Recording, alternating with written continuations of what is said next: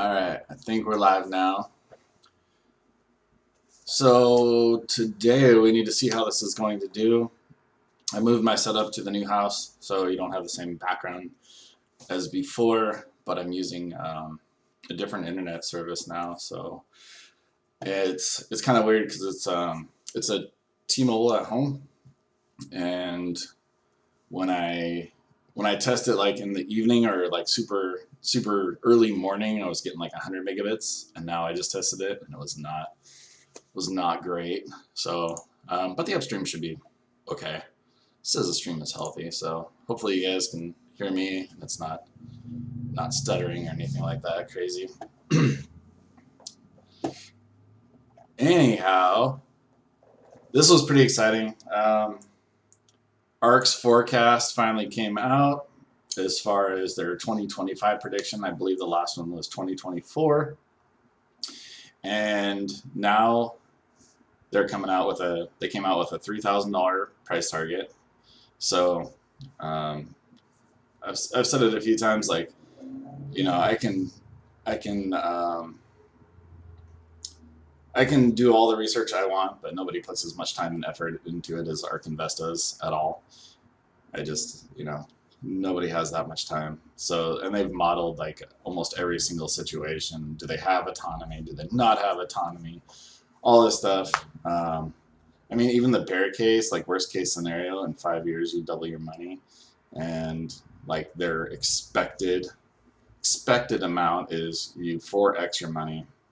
Bull case is a little bit higher than that. So, and then in this forecast, I don't know if you guys have seen this at all. I can copy it and stick it in chat in case you want to look directly at it. If you're interested in Tesla at all. So a few of the things that I noticed that I don't know how much I agree on is, one of them is the total gross margin. I feel like as far as on the automotive side, Tesla's going to continue to drop their price of their cars just so it's more and more and more affordable. Elon said before that his goal was to not go bankrupt, and you can kind of see that as like they improve production and costs go down, they just lower prices pretty continually. But then the other thing that was super interesting here, you have to go all the way to the bottom. This is basically like all the different scenarios, and this is a pretty big note. We do not model Tesla's utility, energy storage, or solar business in our models, and that is something Elon has said is going to be bigger than the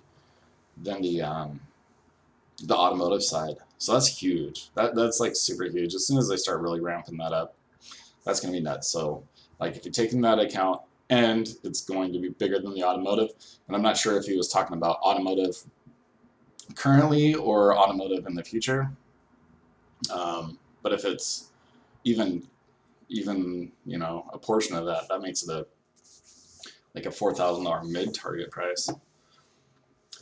Am I in any lithium stocks? Nope. I did play the LIT, that's the ticker. It's a lithium ETF. They actually hold Tesla in them. I played that before, and I bought and sold a few of them. But I had noticed for a while that LIT had lagged right behind Tesla, so when Tesla would make a big move, that lagged, so I would play it in correspondence to it. But nope, no lithium stocks, no mining stocks, nothing like that. All of my besides what you guys actually see in my main portfolio, or not my main portfolio, but my Robinhood portfolio with all my trades. In my long-term holdings, I have just either like good quality dividend-paying stocks like Coca-Cola, Johnson & Johnson, you know, Colgate-Palmolive, like all those kind of things. And then I have another one of just growth stocks. Nothing speculative like that. I mean, the most speculative things I have right now, besides, like, most of them are just proven things, and I've shared that holdings with you guys before. But in my current one, Palantir I think is somewhat speculative, and maybe Rolls-Royce to a degree. But after I've actually started watching some of their earnings calls and actually listening in and going through their financials, I think it's pretty solid. I think it's a pretty solid play. Not for this year though. I think that's a 2023 where it's going to see probably 3x what the price is today. So I'm going to just hold that for the next few years. They said 2020 was just, you know, of course it's insane for everybody. They said it time and time again. 2021 they're going to work through all their issues, possibly sell off some more of their smaller companies, and then they should return to normal profitability in 2022, 2023. So let's see. BNGO is a bit speculative too. Yeah, if you saw, I just sold the calls on those because honestly, like I said, it's a stock that I bought. There was a lot of hype around it, and we did well on it, right? We probably doubled whatever we paid for it, especially with selling the call on it. But I just don't know enough about that stock to hold it, right? So I want everything in my portfolio, and I think it's really great, solid advice is to know what you're holding, so you're fine with its ups and downs. So everything I hold now, besides BNGO, and that's one of them I was looking at, is like if it went down to half, like what would I do? Did I want to get rid of it? If BNGO just went down to half, I wouldn't know what happened, really. I don't know what affects that company, and I also don't know what affects it on the good side, like what's a good catalyst for BNGO. A lot of people are super bullish on it, and I got a lot of comments and DMs about that stock, but I just don't know enough. You know, I could take a few days, and actually do some diligence on it and probably learn quite a bit, but that's the outlier. Everything else, I know what it does. I could explain to you what it does. Most of its products that I use, I mean, AT&T, Coca-Cola.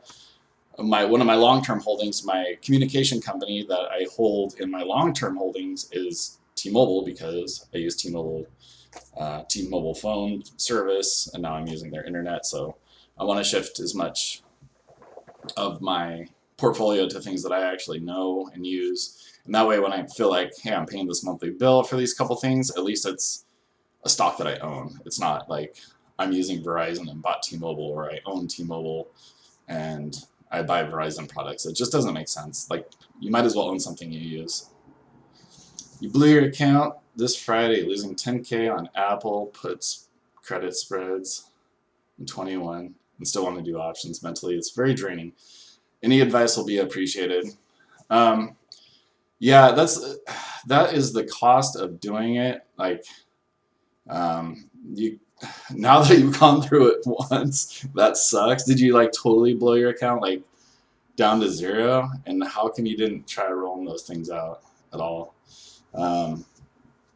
Go smaller, like go put as much at risk as what you're comfortable losing.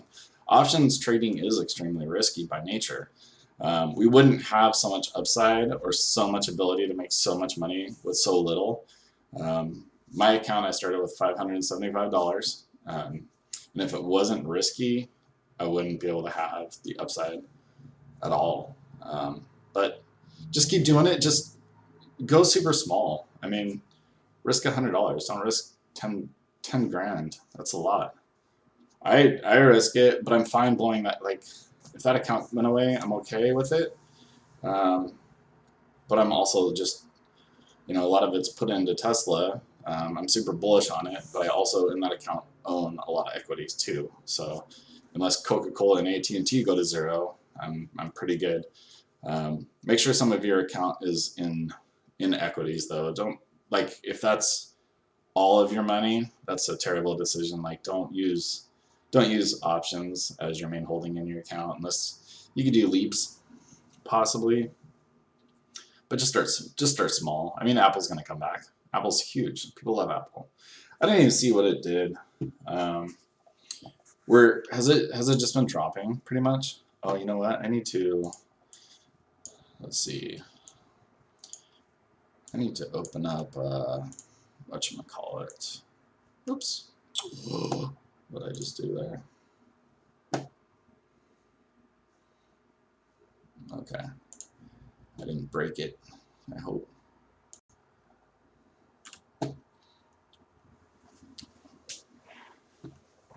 Okay, good. Nothing's broken. How is the stream coming through? Is anything weird or is it just fine? I was pretty worried today because we have that. I have that new service.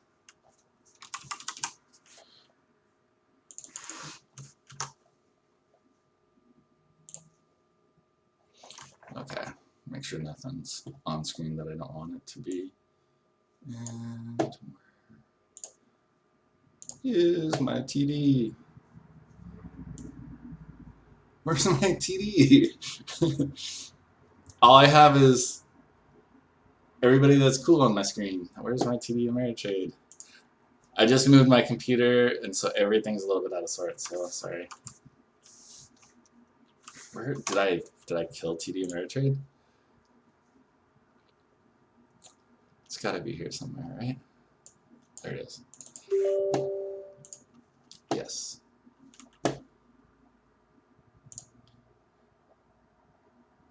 Oh, and by the way, because you're 21, you have lots and lots and lots and lots and lots of time. Like literally, you're a guy that could, you could buy some of the AT&T at 7% a year. You know, at 7% a year, every 10 years that doubles. It's insane. Like you have so much time on your side. You have time for screwing up. You have time for learning from your mistakes. You have time to study it, and you know, you're probably not going to make that same mistake again. The very draining part is absolutely 100% true. Yeah, let's see. What did Apple do? Ooh, Apple's getting beat up too, huh? Dang, they're below 120.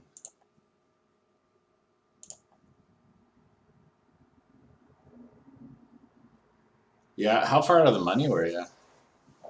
You probably opened it up when it was sitting. What? Yeah, how did you lose on that? You must have been like way close to the money, I would think. I mean, the high was only like 128, 126.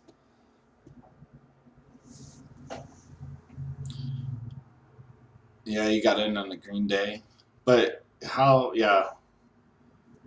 Yikes. Yeah, you should roll those out, man. I mean, Apple's going to bounce back eventually. You opened when it was 124, but what was your strike price?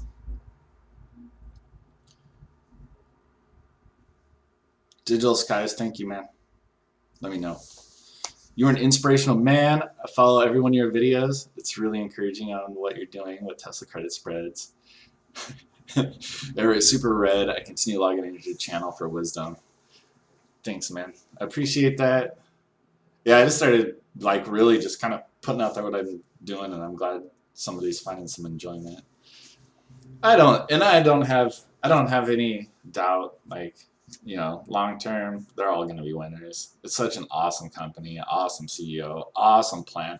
Like, just their mission alone. I mean, they've already succeeded, by the way, I believe, right? They wanted to accelerate the transition to get off of fossil fuels. And look, now every single manufacturer out there is already changing.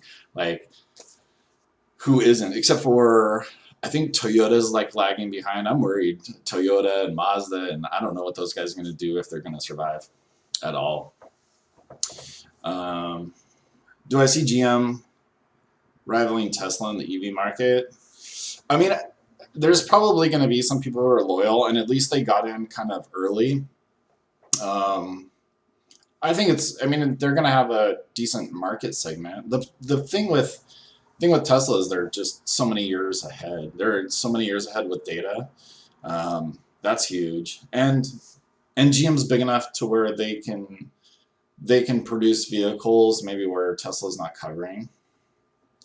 And that's what I liked initially about Lucid Motors, is they weren't really going head to head, even though their presentation was like kind of, well, oh, well, Tesla has this and we have this, kind of back and forth. But if you drive, and I hope you guys, if you're invested in these, a Tesla, I hope you guys go drive one, or at least go ride in one or something. But driving a Tesla Model S, it's nice, it's fast, and it's nice, but it is not like Lexus or Mercedes nice. There's a whole different level of fit and finish with those brands. So I feel like those are more competition with Tesla than whatchamacallit, Lucid Motors will be. I don't, but I mean, there's market share for everybody too. Yeah, what you have to realize is that sector is growing so big. They need GM. I don't think is a threat to Tesla. Both of them are going to coexist. It's like you look out on the road right now. It's not like you see one manufacturer at all, and everything's going to have their plus and minuses like they have over the years. GM is probably going to have much better fit and finish. That's one of the things that Tesla has not gotten right, as far as I've seen, like just their paint, and like just having a nice looking vehicle. When you get it brand new, there are defects. I feel like you go to the old manufacturers like GM and stuff. I've seen years old vehicles look better than how my Tesla did when I picked it up. But on the other side, I'm driving it. I'm on the inside. I'm using it for its functionality. Yes, I think it's beautiful and wonderful on the outside, but oh man, the paint is horrible. But I don't really care. I'm going to drive it for a couple 100,000 miles and trade it in. Oh, you opened it at the high. So 122. Oh man, how many did you open? You opened a lot of those guys too. Woo.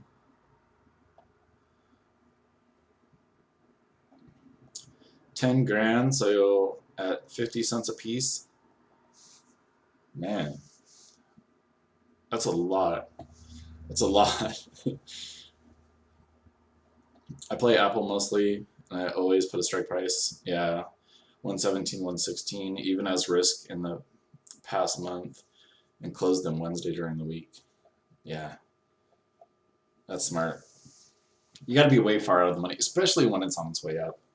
Unless there's been news that has changed the like what a company is doing. If there's that, then you can expect for it to just go up and up. But most of the time, you'll see like 99, maybe not 99, but 90% of the time, the news comes out and you'll see the pop for a day. Most of the time, it doesn't change how the actual companies, like what their outlook is and what their value is. It's like, oh, Apple's coming out with their whatever Apple car. I don't know what you call it. And then so it'll pop off that. Or as soon as somebody's going to partner with somebody, you'll see that pop. But that doesn't make the company all that much more valuable. Like I was looking at, I didn't look at where they ended up. Volkswagen. What is theirs? Volkswagen. I know it comes up on whatchamacallit. What's Volkswagen's ticker?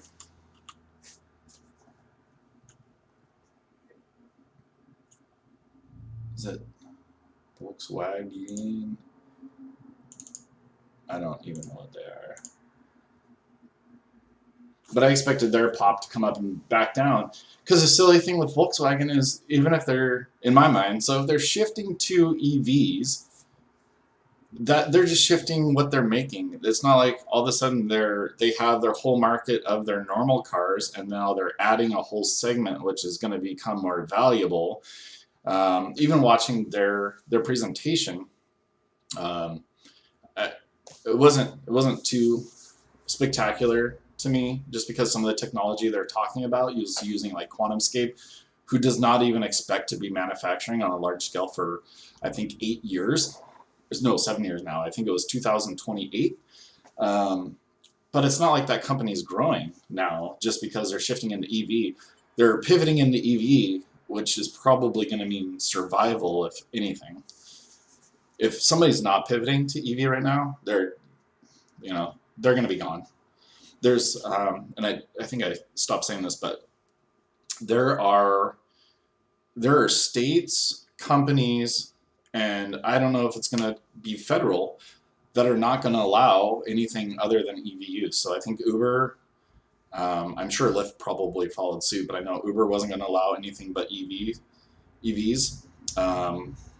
There is legislation in my state, in Washington, to not allow any new car registrations that are not EV. It's like going to be 2030 or something like that. And it doesn't mean, okay, that means EV stock should go way up. It's already going to happen. With the cost coming down, and when you actually go drive one and use one, it just doesn't, it will not make sense to you to drive anything else. That's what happened to me. I went on Turo, where you can rent people's cars. I rented one, and I was like, okay, every other car is just stupid. Like, why would I drive anything else? It's silly. Okay, Stream Health says, warning, it's not great, and I look fuzzy in my little preview, so hopefully it's doing alright. Let's see.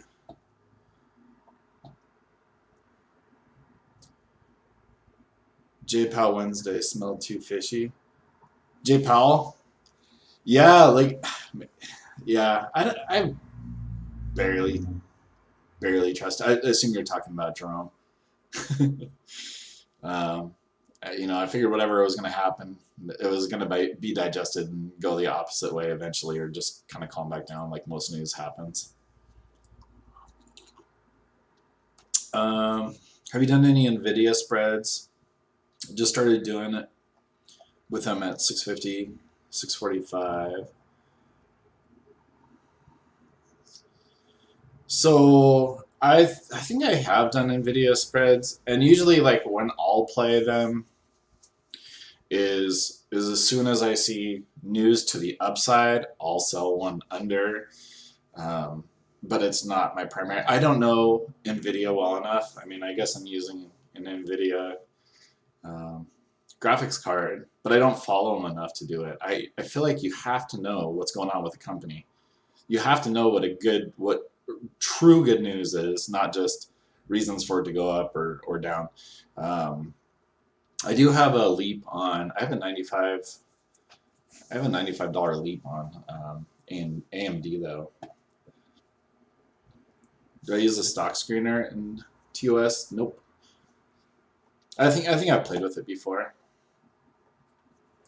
Do I think it's risky selling credit spreads on SPY or any ETFs?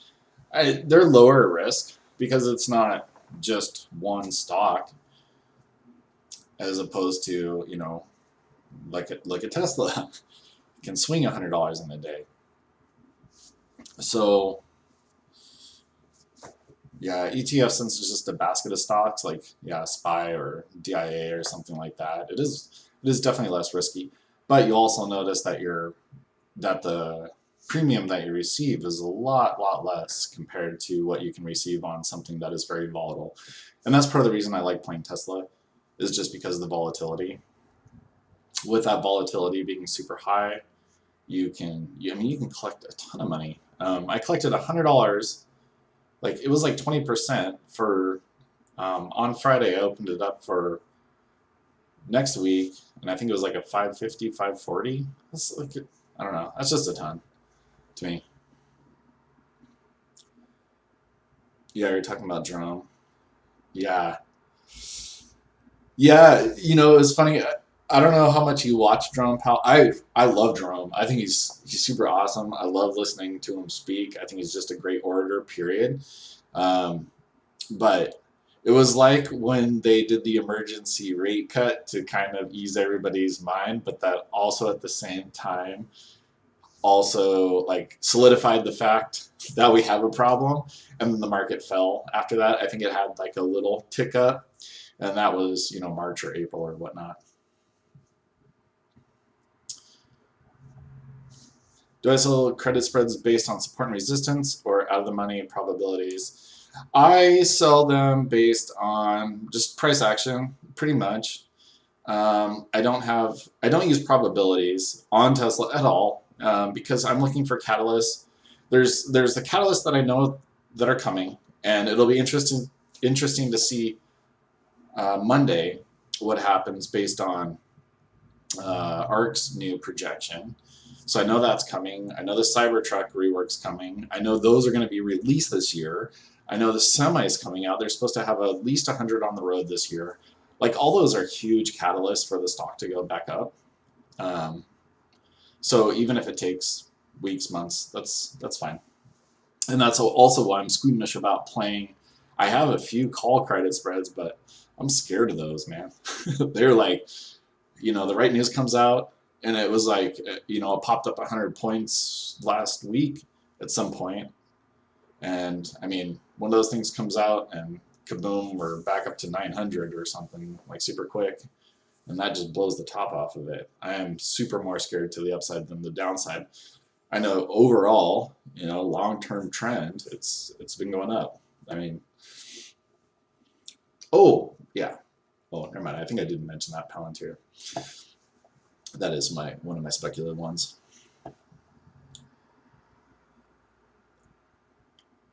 Can you explain the initial ramp up that you went through?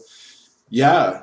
So my initial ramp up was when the virus first kind of was still in China, and then it showed up a couple places over here, and most of my plays were, there were puts on everything, right? Carnival Cruise Line, SPY, Boeing, everything. And that was literally like days. I would have a morning when I would be up $15,000-$20,000 on like a couple $100 play, because things that were so far out of the money on a low volatility mover, like when a stock moves very little. So like I was saying with the ETFs, but look at something that doesn't move very much, like AT&T, and you look what you can buy a call or a put for that's super far out of the money. You don't get paid anything for those, which also means like if you wanted to buy them naked, they're super cheap. But if you bought a $40 call on AT&T out a few weeks, that thing is going to be dirt cheap. Nobody expects it to go up there. And that's pretty much what I did on the put side, and then things moved. So I was literally, you know, options I bought for, you know, 7 cents, ended up being like hundreds of dollars for each one, and I bought pretty good quantities of them. That was my initial spike up. That took me from my 500 to probably 50,000, and then from my 50,000 to 300 or so was all put credit spreads, and now we're back down another 100 or so. So overall, we're still up 200,000 on that. At 50, I think I made it like 50, 60, 70, lost 20, and I was like, I want to do something a little bit more strategic. And didn't just want to, because I was just going sideways by buying random stuff after that. Do I have any hedges in place just in case the market continues to fall, especially tech? I have my long-term, I have all my long-term holdings. That's it. I don't have like a long put bot or anything like that. No, but just my other accounts pretty much, but nothing. And even within that Robinhood account, I show, you know, I have Coca-Cola and AT&T, and several other ones. I have Gap and Tapestry. So, you know, all those things are going to be fine. But if it happens to just keep falling, I'll just do what I'm doing. I'll do the exact same thing.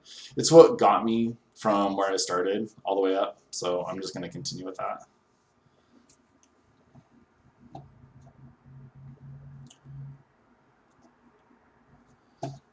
Now, what is Volkswagen's actual ticker? I want to look at what it did over the last few days.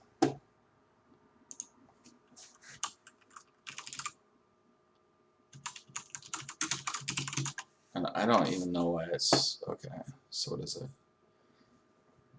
Oh, this was correct. Okay. So I know it had that pop up.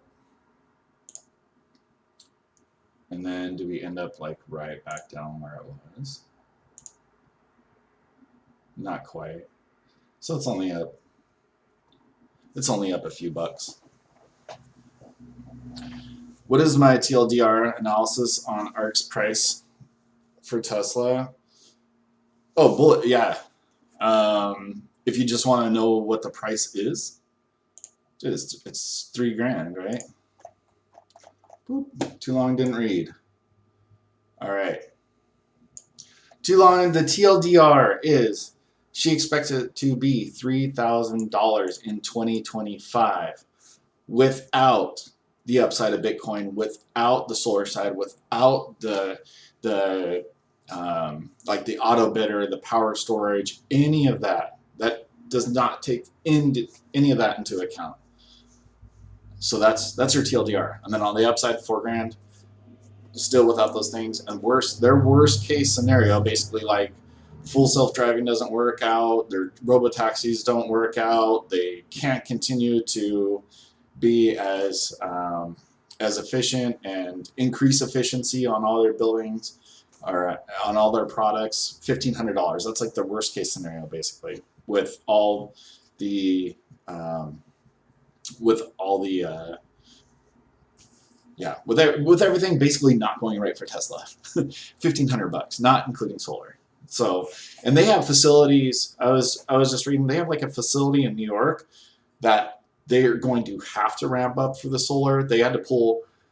They needed so many people on the Model 3 production line after the shutdown. They like shifted everybody over to that from solar, so they really haven't been able to focus on that. The fact that they say it's going to be bigger, there's all these projects going on that are huge. Yeah, $3,000. That's what I was thinking. 2024 for $3 grand. 2025, it's all the same. But at $3,000, you won't care what you paid today. I won't care what I paid today. If I paid $600, $700, $800, it just won't matter when it's $3 grand.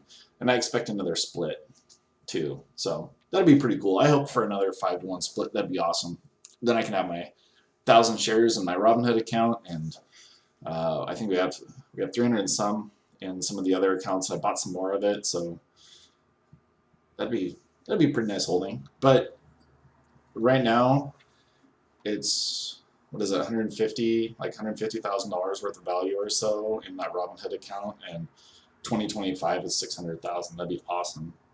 And I also believe once they're gonna reach a point to where they're done with R&D for the most part, and they're done building everything out quickly because the market's satisfied, and then dividends come. So imagine from 150 to 600,000 and $600,000 with a, who knows, 3% dividend. That'd be great. I would love living off of Tesla dividends. That'd be fantastic.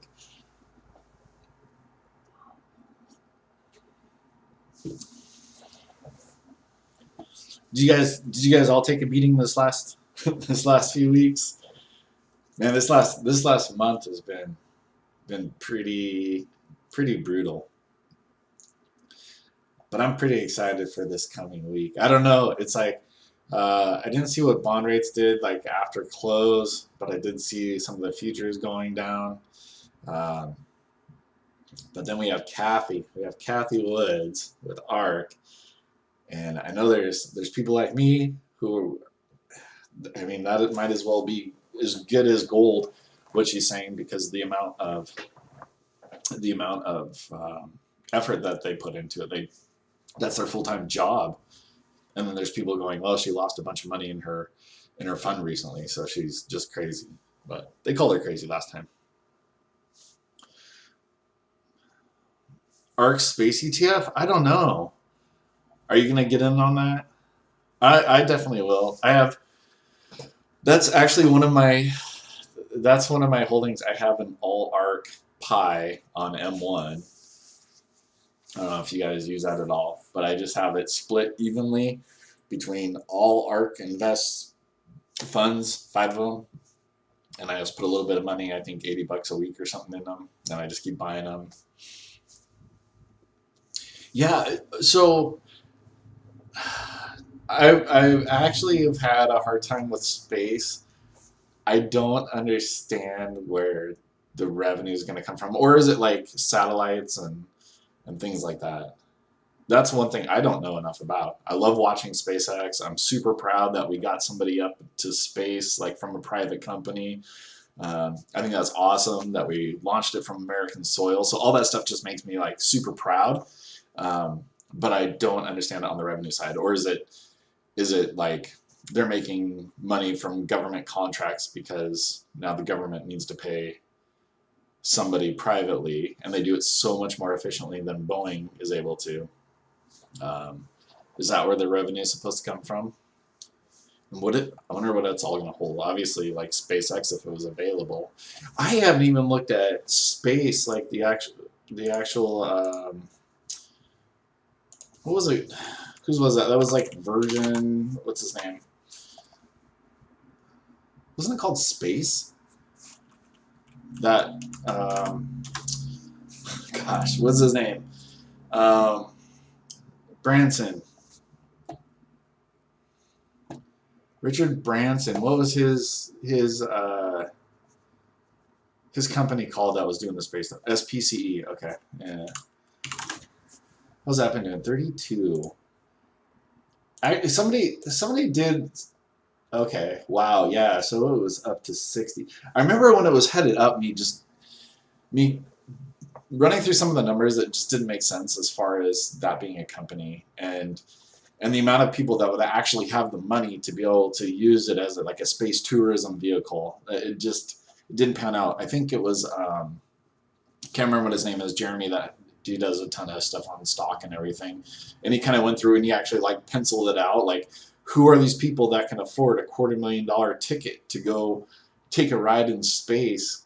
Okay, let's say there are X amount of people, and then he actually just did the arithmetic, and it does not look like a very good model from that standpoint. Yeah, Virgin Galactic. I mean, it'd be super cool. I don't know if you had.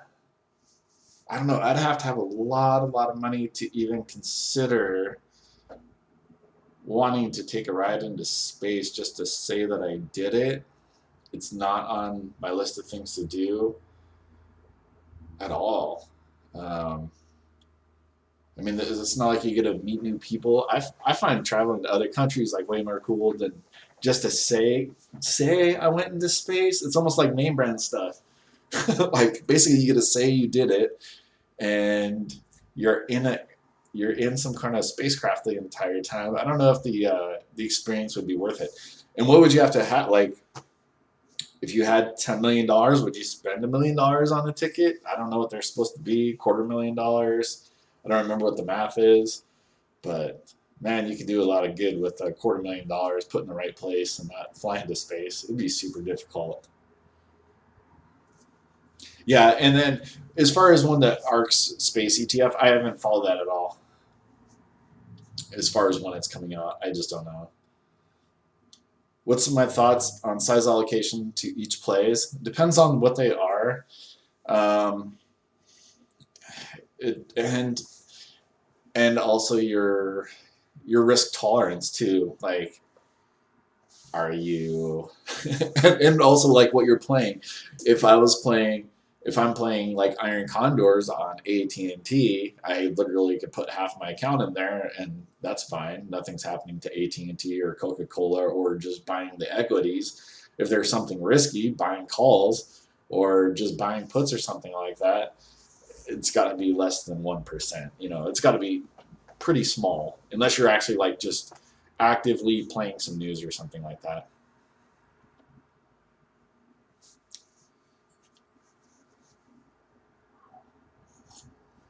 And everybody is so different too. Yeah, like some people you lose $100 and it's the saddest day ever, and some people that's part of the road.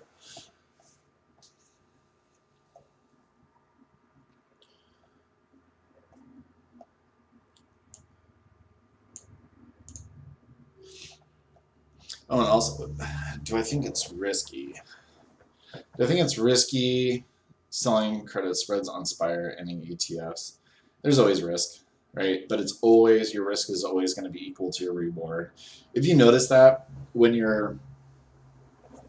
when you go to sell like the put or the call, whatever percentage that is, so like if it's a 90% probability of you winning, you basically collect 10% of the money. So you just get opposite of whatever that is. More risk, more reward, but more reward potential, more risk that you could lose it all. For sure.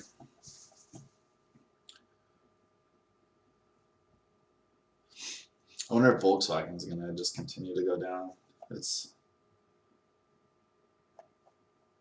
where are they at? How have they been like over the years? I guess they're still like up pretty much double. They haven't moved in a long time, have they? And what I seem to remember too is, didn't they? I thought they had like a CEO, and he wanted to pivot like 2 years ago, and then he basically got kicked out or voted off the board or something like that because they kind of thought he was nuts. Like they just want to stay status quo, and then now they're all pivoting. I think that's great. Do I think it's a strategy to balance out the spreads between Tesla growth and Boeing? I don't know. Like Boeing's pretty volatile too. I wish I could find another uncorrelated stock that I loved as much as Tesla, that I had as much faith in, that I could play balance. So yes, I do think that is a strategy. That is a good strategy. That's something I wanted to look at doing. I needed to find something that's completely uncorrelated, that still has good premium and is volatile, but I see the long-term upside on. Most of the other things that I see the long-term upside on that I want to own, they could have downside for a long time, like Palantir. I think given if, you know, 2, 3, it might be 2, 3 years, and it's probably going to have a wild ride, just like Tesla has, which is why I don't want to sell put credit spreads on Palantir. But I think this is going to be a several $100 stock, but it's not, you know, it could go down to $13. I believe it could lose half of its value. I don't think most people understand what it does or what they do or have been on their website. Even people who own it and are excited about it, I don't think they get it. It's a lot to take in. And in case you haven't looked at it, it's all just data. And I want to do a video just on that because I spent quite a long time reading about that, and then I got really excited about it because it's a game changer for huge companies, but for pretty much any size. Like they're basically saying they could scale down to anything. And I was thinking like just a really simple way of thinking about Palantir and data is just like a coffee stand, and like their ins and outs, right? They have to have their coffee, their syrups, their milk, and that's probably it. Maybe some chocolate and some cups and stuff, right? Like very, very simple. But if they had a system in place that could look at that data, not only just seeing what the inventory was, but then also seeing like what sales were, what trends were, how long a product like takes to expire, and it took all that, and all it spit out was, hey, you should go buy milk from this supermarket because it knows how much, because it knows it's on sale, it knows how much you're going to use, that you're potentially going to use it all up by expiration. And then it also tells you, hey, you should make your drink special this week, this drink, because it knows you're going to have like certain product that expires and you need to get rid of this syrup before it goes bad. And it could even tell you a price. So it's all just taking this huge amount of data and spitting out human level things to basically do. Like just do this, and you're not having to search and search and search. And if that saves somebody, you know, if it saved them $100, that software is going to be worth $80, because if you can save any money, then it's just worth it. What's your thoughts on the recent Tesla crash? I heard it could have been driver error, but I haven't looked into it. I did not look at the Tesla crash, but I think, man, I think there's like thousands of crashes all the time. Um, it's got to be driver error because you're supposed to pay attention all the time. I use it driving down the road all the time, and most of the time it does what it's supposed to, and you're able to relax. The problem is getting complacent with it and not taking over when you're supposed to. Like literally, you can fall asleep, and it'll probably get me. Well, it'll get me at least to off the freeway and stopped, ready to make a turn. Um, but I didn't look at it. And I don't think it matters all that much. We're supposed to be paying attention all the time. And sometimes I do find myself paying better attention because it's kind of managing the going forward stuff and I have more time to look around. But also at the same time, I do look down and I'll look at my phone. I've recorded videos. I've done that while I'm going down the road because it's, but I'm also able to keep my eye mostly on the road all the time. And there's, you know, thousands of crashes by thousands of cars with thousands of humans doing thousands of stupid things like me looking down at my phone. One incident, or I think it was two, right? I think there was like a cop car that got smashed on, and then I think one other like in that short period of time. So I don't know.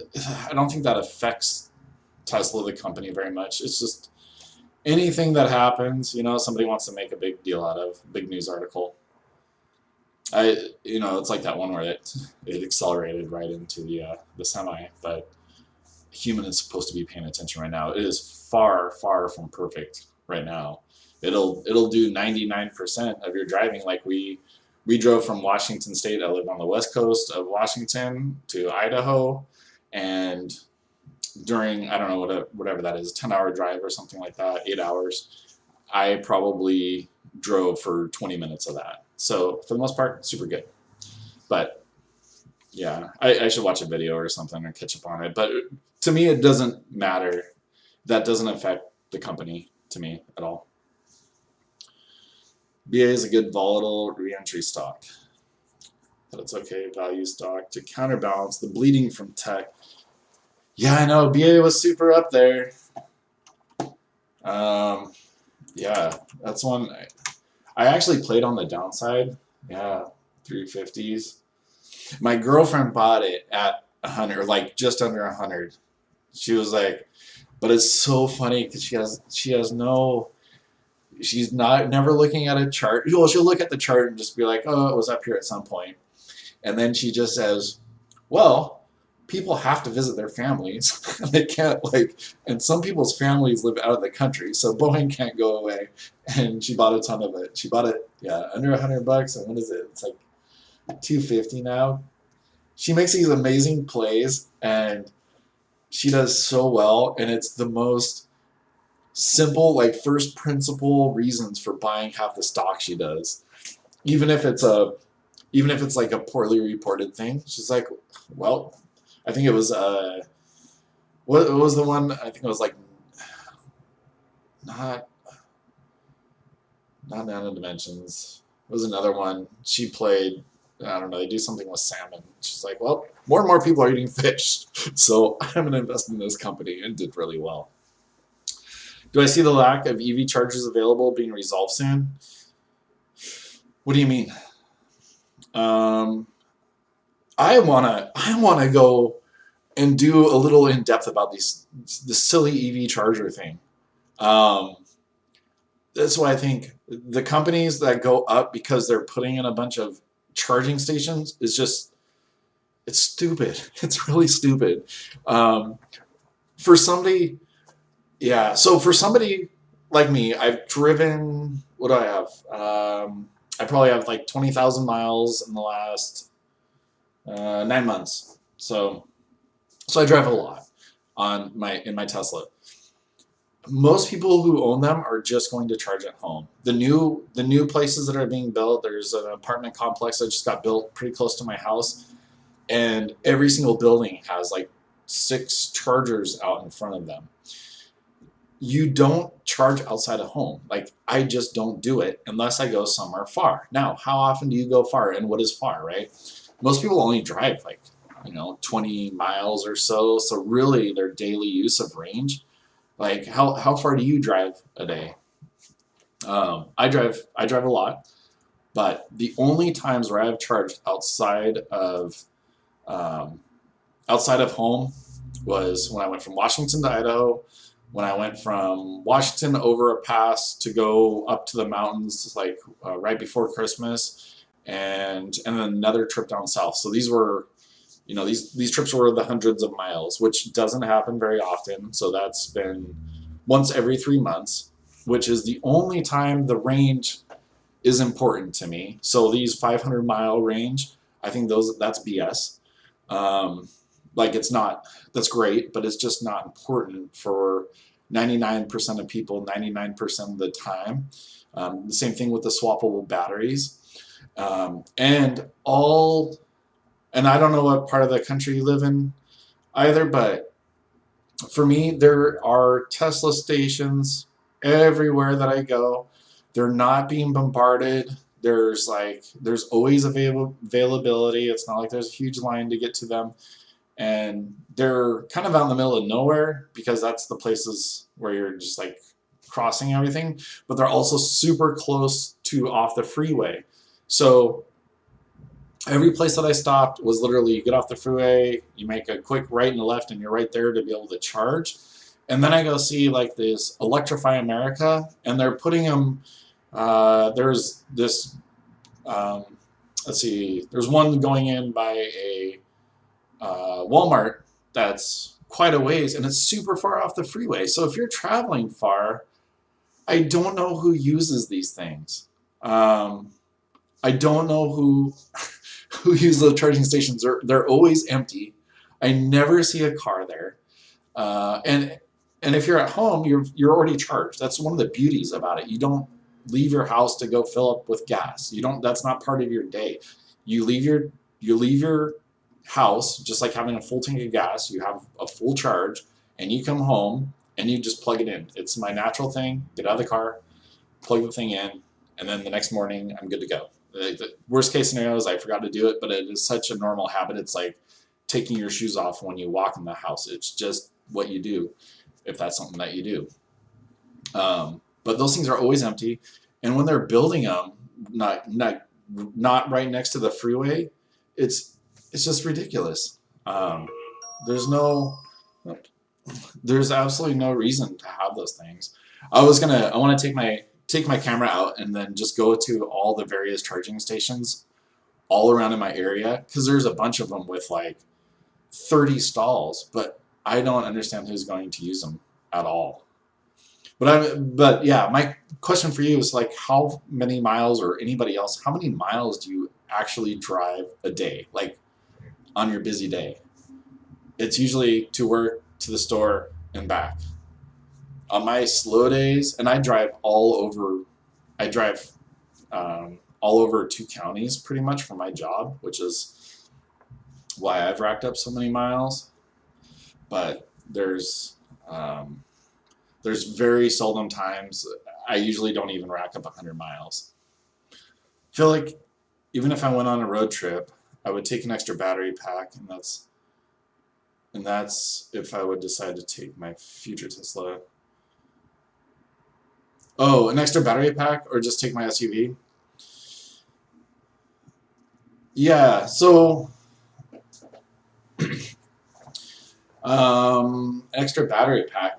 The thing is, like, too, with charging, is it doesn't take very long, and if you're driving that far, like, I understand that thing, with 200 and let's say 250 miles of range. That's like some of the lower ends. That's at least 4 hours of driving. 4 hours of driving. You need to stop, stretch your legs. You need to go pee. You need to do all that stuff. So you're gonna stop anyways, and the charging is dang quick, and it's getting quicker with every single generation too. Most of the time when I would stop, it charges faster the lower the battery is. So like when I say, okay, I'm gonna go to Idaho, it'll say, okay, you need to stop here for 15 minutes and here for 11 minutes, and then you're at your destination. So it's pretty dang quick. and you're just sitting in your car, maybe Netflix, or go walk across the street and grab a coffee or whatever else. So it doesn't even feel inconvenient at all. It's this perception.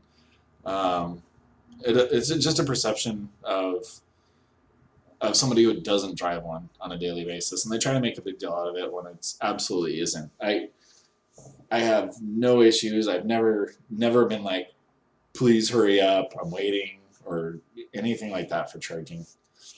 How long does it take to charge at home? Does it plug in a standard 120 volt outlet? Okay, so you can plug into 120, and they're just very, very slow. It charges like 4 or 5 miles an hour, so you can't live on that. You need to get a 240 volt installed, and from very low, it could take 4 or 5 hours. So mine charges, I want to say, oh, it's not plugged in right now. I was going to say I could check. I want to say it charges like 40, maybe 45 miles per hour, but normally you're home and you go to sleep. So it's just like overnight, right? If I've driven a lot, it'll probably say it's like 4.5 hours until full. Full doesn't mean I don't top it up. Excuse me. I don't charge it to like 100%. It's not good for the batteries. So typically I'm charging it to like 85, 90%. And I think it's about 4 hours. But you have to sleep sometime. You're home a certain amount of time. You sleep. You know, most people sleep at least 6 hours or so, maybe 8 hours. But yeah, there's the 120 is not survivable. I did that for a few days, like when I first got it, because I didn't have my charger installed yet. But that's just, it can't. I guess it could be done, but you can also, they make adapters so you can plug it into a dryer outlet on the one that they give you when you buy the car, and that's pretty fast. That charges at like 30 miles per hour or something like that, even at home. Was the added monthly electricity cost significant charging at home? So if you want to compare it, electricity to gas, because I don't have any gas bill anymore, about $3 is what I pay for 120 miles of driving. So if you think about it, like getting 120 miles to the gallon of gas. But maybe between $60 and $80 a month. And I drive a lot, though. That's what you have to realize. It's like my girlfriend drives when she drove. She drives like 5 miles a day or 6 miles a day. Like, she drives nothing. So her electricity is going to be nothing. So yeah, for me, yep. But if you drove like 50 miles a day, that's basically what, 50 miles a day would only cost you about $1.50 extra a day. That would be 15, maybe $30 a month if you drove like 50 miles a day, and I think that's pretty average.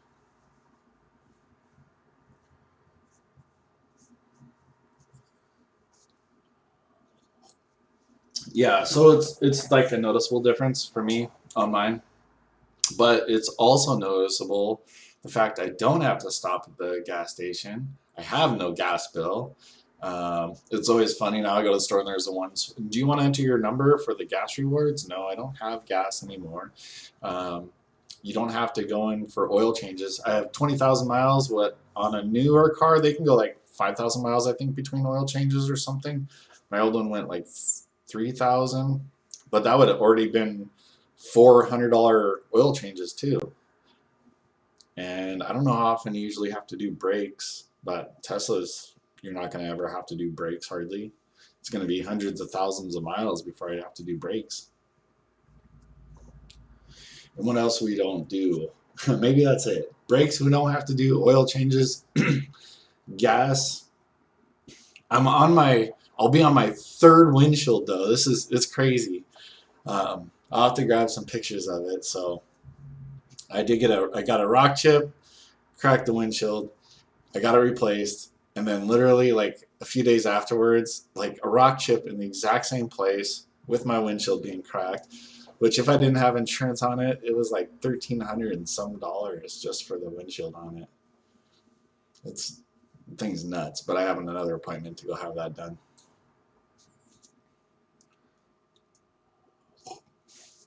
Am I gonna buy a Cybertruck? Let's see. Good question. Good question. Let's see. Come on, Google. Dun, dun, dun. Bum, bum, bum. How about that?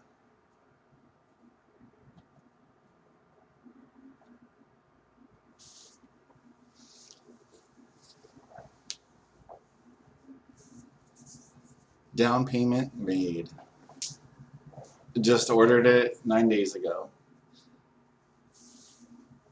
Got the all-wheel drive, got the full self-driving, got the dual motor, not the tri-motor. Good question though. Hell yeah.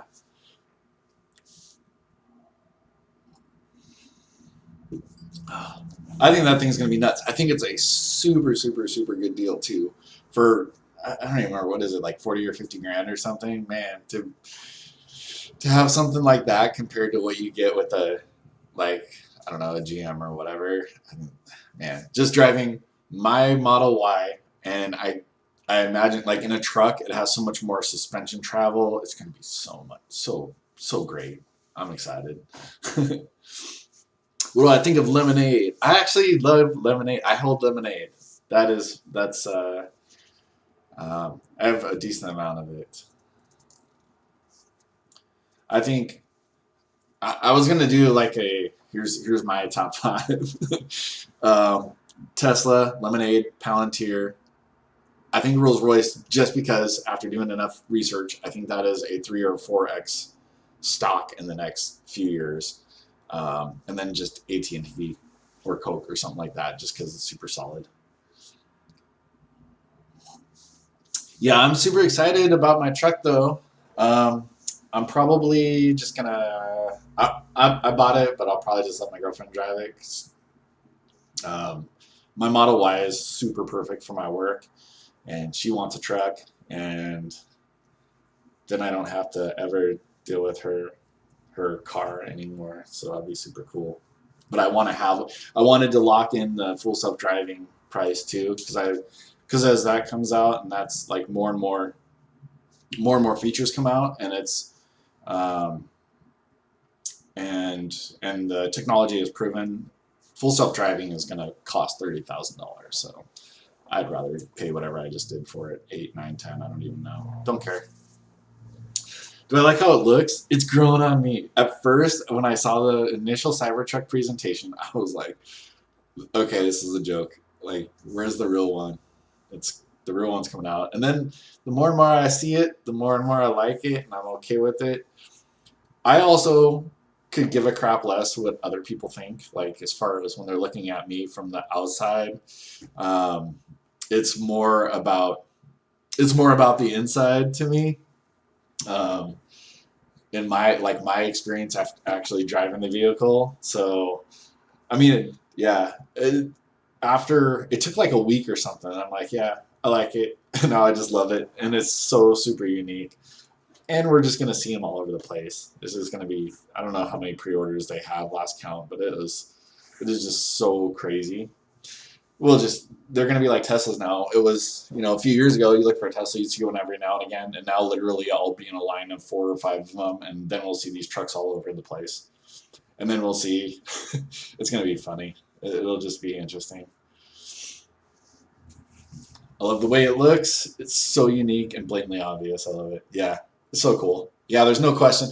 It's like, sometimes you have to look for the badge on a regular Tesla sometimes if you're not super familiar with them. But on that, yeah, no way.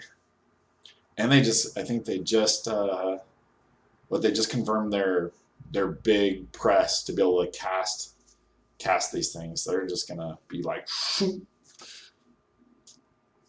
smushing them out.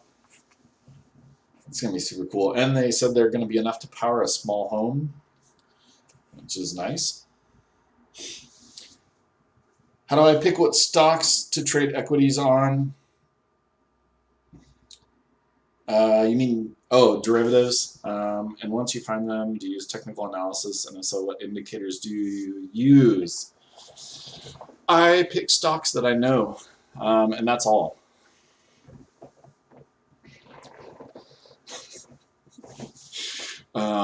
That's it. I don't use technical analysis. I use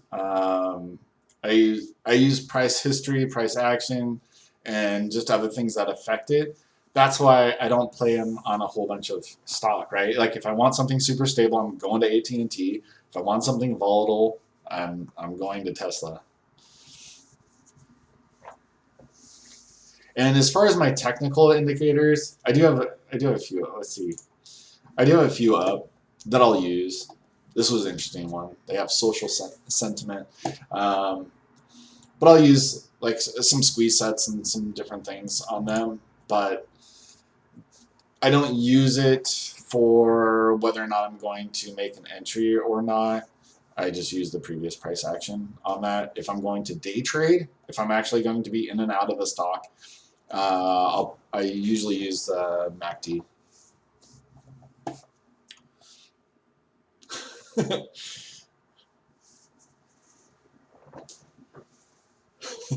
Greetings from Alabama, Harry. I saw it before it went away. You're just having trouble with what? Like picking something?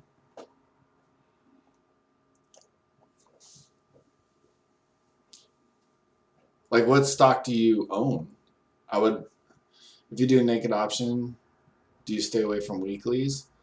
No, if I do it naked, I want quick money. So it's hard, yeah. So it's hard for you just to get in and out of trades like almost randomly. So if I'm buying a naked put or a naked call, typically I want it expiring as soon as possible because I want the most movement possible, but I will play the news. So if something is tweeted out or something comes on the news, something affects a company, and these aren't all ones that I'll necessarily, like these aren't companies that I want to own. Like for example, during the Capitol riots, I played Smith & Wesson because I know those two correlate. As soon as riots happen, gun stocks go up. And if you look at that date, you can see a pop. So that's something we know that happens. If you have good news, good earnings on one company, you can find a similar one to play, and same thing on the downside. Or and this is why it's important for you not to just jump in and buy whatever. You can figure out when it's like a push-pull thing. So sometimes it's the whole market is rising. So like maybe social media, it's all going up. But other times, if this company is doing good, it's pulling market share because maybe there's a duopoly or a triopoly or something like that, where there's only so much business to go around between like three major players. So yeah, you want to spend more time getting to know the underlyings. Don't do what I do just because I do it. Don't do what somebody else does just because they do it. You need to understand why you're doing it. And calls, just their nature. Naked calls, naked puts, they're risky. They really are. It has to move a lot and quickly.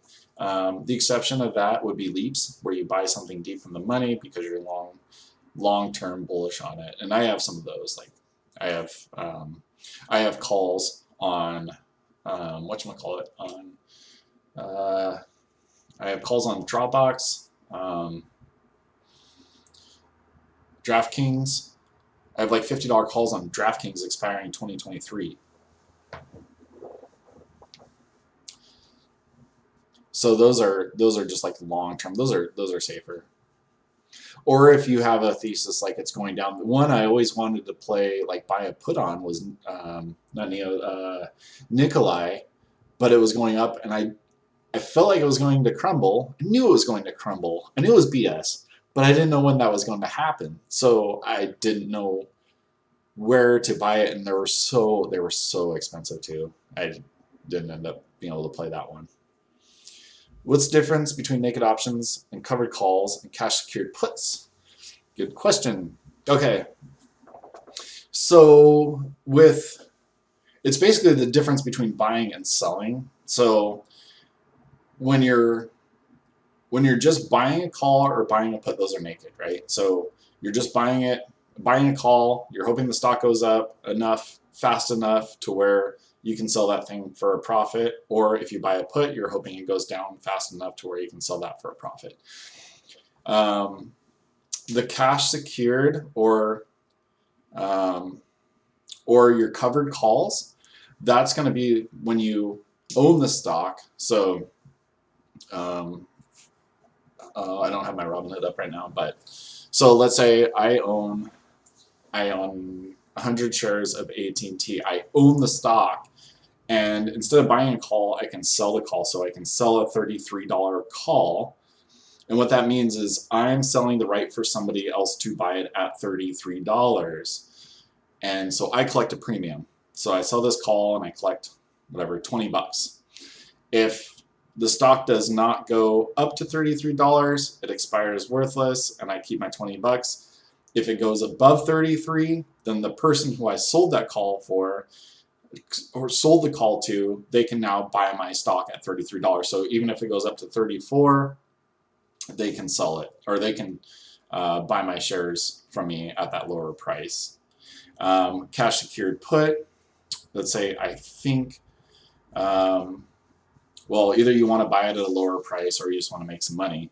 So a cash secured put is where you're selling a put. So you're giving, you're saying that you will buy the stock if it goes down to a certain price. So again, AT&T, we sell a $27 put, which means we have to buy it at 27 if it goes down that low. So let's say it goes down to 26, then the cash secured means you're setting aside the $2,700, but you're obligated to buy 100 shares at that $27 mark. But it's only you're only going to lose if the stock goes down that high. Otherwise, there's no reason for somebody to want to sell them to you at that lower price, because they can just go to the market and buy it. But the second two basically is when you're selling, and then you have to have something to secure those sells with. New question: a lot of people aim for $25,000 to break the PDT rule. As a person who has been successful in spreads, what are your thoughts on just strictly day trading? I don't have the time for it. I'll do it when I have done it, and I will do it when I do have enough time, but I don't want to strictly do that.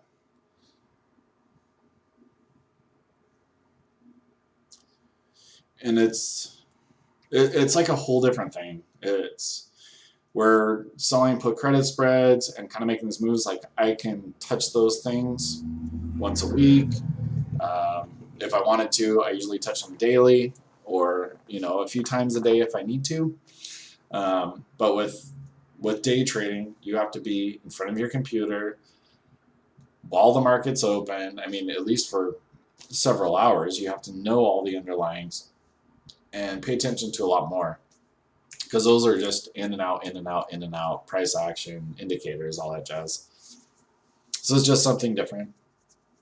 I love watching, and it's not just because she's cute.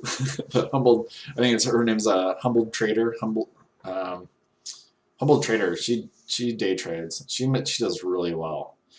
But I think you have to.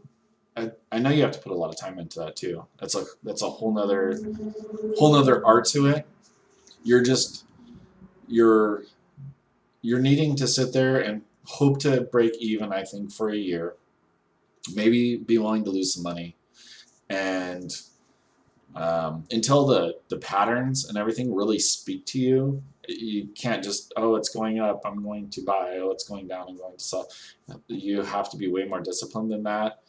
And it's like for somebody who can't read music, and then all of a sudden that sheet music plays a song in their head. I think that's the point you have to get to be able to play, to be able to successfully day trade. You have to look at a chart and it really says something to you. Price action says something to you.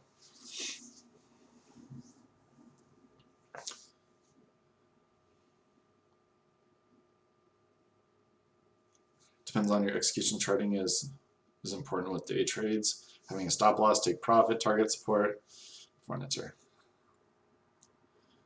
Yeah, oh, yeah, humble trader. I watch her just to watch her though. I don't even know that I listen to her half the time. I'm just like, cool, she got a new plant, and that's about it. And she does some of her silly, funny, like she just has that good, bad sense of humor too. It just cracks me up. Ever since I started playing strictly put credit spreads, my anxieties completely went down in trading. Yeah.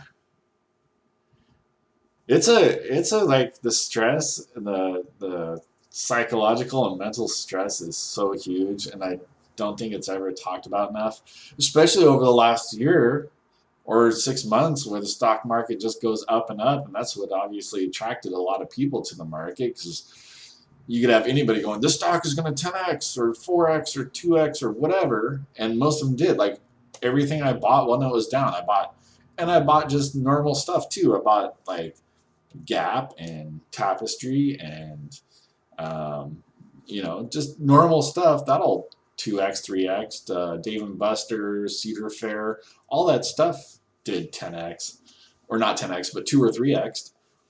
And then they're going to put the dividends back. But now with it going down, now we'll see how it all goes. But the stress of going down is definitely 100% real, and that's something that when we see it go up and up and up and up, we forget about. It's easy to forget about.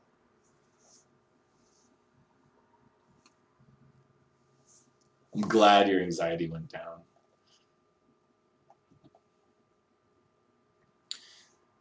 Were you watching Humble Trader? Is it Humble or Humbled? Humble Trader to like learn how to day trade. It's a lot of work.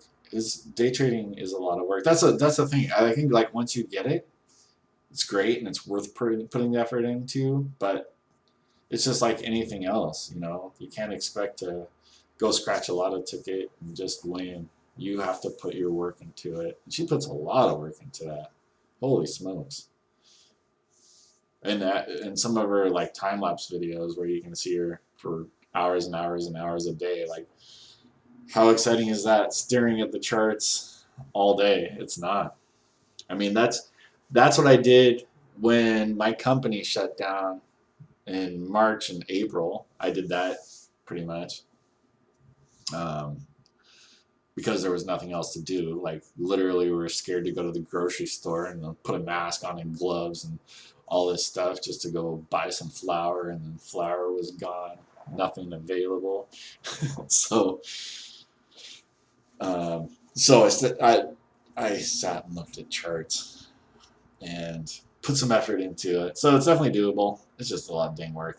And you gain a lot of weight too if you just sit in front of your computer. Well, for some reason she doesn't. I guess you have to have a good...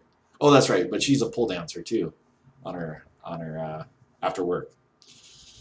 Maybe I need to get into pole dancing. I was watching Humble Trader mostly because it's kind of like my coffee TV show, just fun to watch while talking about stuff I'm interested in. Yeah, I like listening to her voice. Early on, I learned the hard way that unless you base your position size on the distance to your stop loss, the account won't rain Lamborghinis. Yes, no Lamborghinis.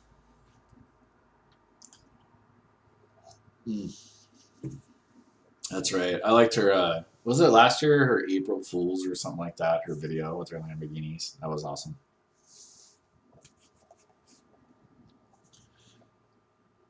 Boy.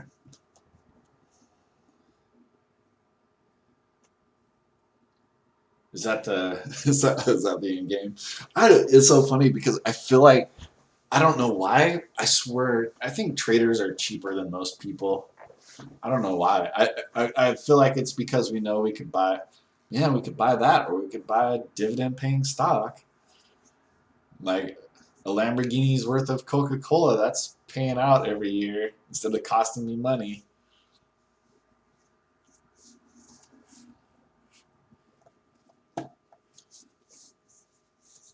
Let's see, we're getting about to the hour-and-a-half mark. Do you guys have any other questions or anything else I need to go over? Oh, stream turned out okay. It wasn't lagging out or anything. It seems like it's been all pretty good.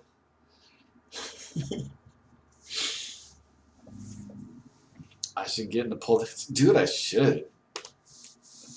Doesn't it look super fun when she's doing it?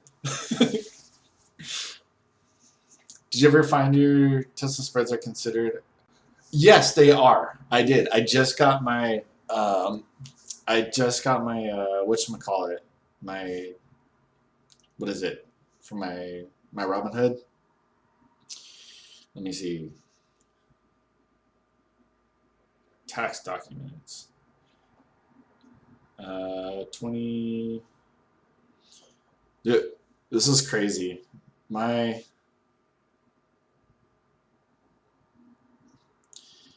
1099 from Robinhood, my report. Guess how many pages? Before I tell you, and I'll see how much wash I have. Let's see. Let's see, where's my wash? That's the one thing I looked at. Wash sale.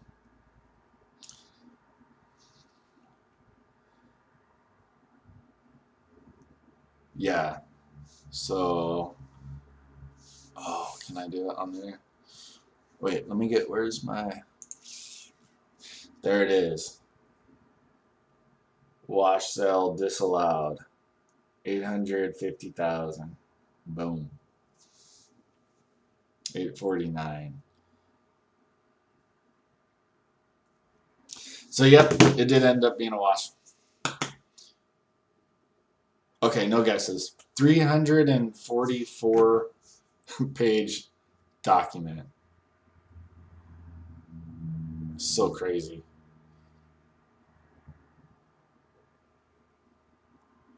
Yeah, look at that. Page 1 of 344 for all my trades. It's a lot. Do taxes get messy if you use leaps for covered calls? No, you get your 1099 and then you give it to your CPA and then you pay a check to your CPA and she does all your taxes and boom, done. Our job is to make money. CPA's job is to tell us how much we owe. Good, bad, or otherwise. And the only thing I feel like I need to take into consideration if I'm considering closing a position, if it's been just under a year, like if it's been 11 months, 2 weeks, I might as well wait 2 more weeks, so that way it's a long-term gain instead of a short-term gain. So how bad was the wash sale to your profit? I don't know.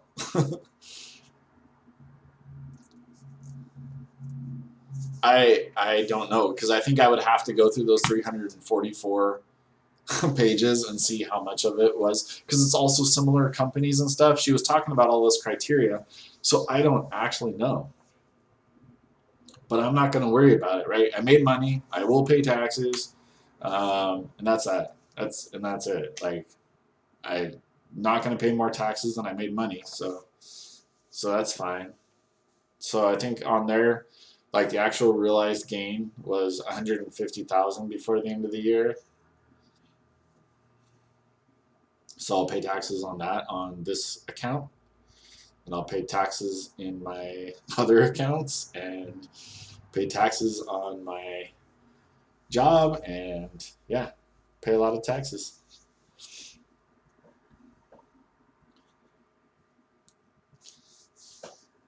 Yeah, and Rob, I don't know if you've heard me say it before, but if you're going to trade a lot, just talk to a CPA, talk to a tax person. It is so huge. And the bigger thing is also knowing what to expect prior to prior to having to deal with it so big.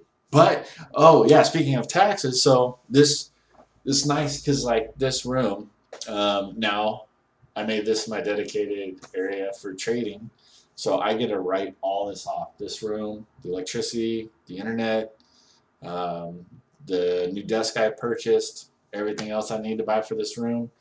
Um, I'm ordering I think it was an 80, is it the 82 or 85 inch television, and that I get to write off too. Super awesome. Thanks to my CPA. She's like, "Yep, deck out your office because they're all write-offs." And then that 82, I think it's 82. I don't know. I was deciding between two yesterday. But then after I use it for the office, then I can go downstairs later. So, all right, guys. Any last minute questions? If not, I'm out of here. Still have to get trader tax status. That is my goal this year. Man cave worth of write-offs. Hell yeah, dude. Oh, I can put my pole in here too when I started the pole dancing. And I'm going to have to hire a tutor, obviously. I didn't think about that. And I have to order tons of new stuff, like an actual microphone, so I don't have this crappy one, maybe, and some other stuff for this area. So that'll be super cool. I'm excited. But just actually getting 99% moved into the new house has been a big load off. I still have a little bit from the last house that I need to take out, but other than that, pretty good. Gains were too small last year to be significant versus my W-2 income. That's okay. It'll keep growing. You're very welcome, Super Paul. That's a cool name. Super Paul. Alright, guys. I appreciate all you guys coming. Appreciate your questions. Appreciate, look at that, all my thumbs ups. I got 13 thumbs ups. Super awesome. This actually makes it so much more fun. I started doing these just like when I started posting stuff, and I think I had like one person or 0 people, and I was talking to 0 people, but want to keep doing it every week, just see if anybody has any questions that I need to answer, and we'll keep doing it. So I hope you guys have a great weekend. Let's hope for a green week, and we'll see what the ARK Invest does for Tesla. Alright, guys, let's see. I'm going to end it here. Alright, love you guys. Bye.